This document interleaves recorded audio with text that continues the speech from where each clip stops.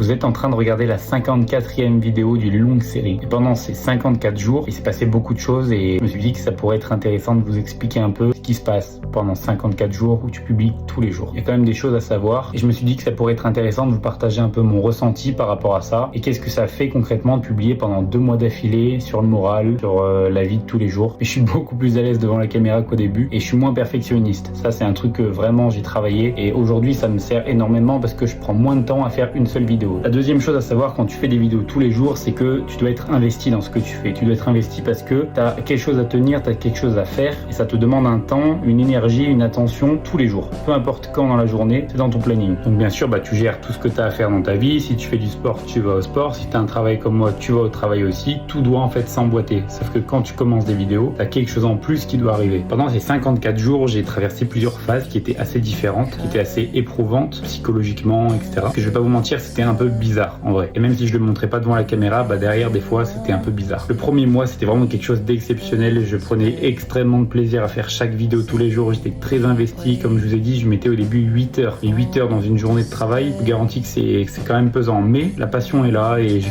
kiffé le faire vraiment. Et puis arrive le moment où je dois partir faire mon road trip en Irlande. Donc pendant une semaine, je m'éclate avec des potes, je filme tous les jours. J'arrive quand même à faire le rythme des vidéos, ce qui n'était pas évident du tout, je vais pas vous mentir. Sauf que quand je suis revenu d'Irlande, c'était pas la même. Je vais être honnête, mais j'ai ressenti vraiment le blues du retour du voyage. Concrètement, c'était très compliqué. J'arrivais plus à prendre du plaisir à faire une vidéo parce que je savais inconsciemment que ça allait moins bien marcher, que j'avais plus des beaux paysages à partager, j'avais plus quelque chose à raconter de ce qu'on avait fait de la journée par exemple. Et ça m'a mis un énorme coup sur la tête. Pendant 2 semaines après, je me sentais mal et malgré tout, il fallait tenir le défi. Et mes vidéos, forcément marchaient moins. Je me suis toujours dit dans ma tête, écoute, pourquoi t'as commencé ça? Pourquoi tu fais ça concrètement? Et c'est ça en fait qui m'a sauvé. C'est que je me suis dit, avant de commencer ce défi, il faut que j'ai un objectif qui soit clair dans ma tête. Il faut que je me dise pourquoi je fais ça, quel est le but, quelle est la finalité. Et si j'avais pas fait ça avant de commencer ce défi, aujourd'hui je suis sûr que j'aurais pas posté de vidéo. Donc la moralité de cette vidéo, c'est si vous avez dans votre tête le pourquoi je fais ça, vous réussirez vraiment à aller plus loin que tout le monde et vous atteindrez sûrement la finalité que vous avez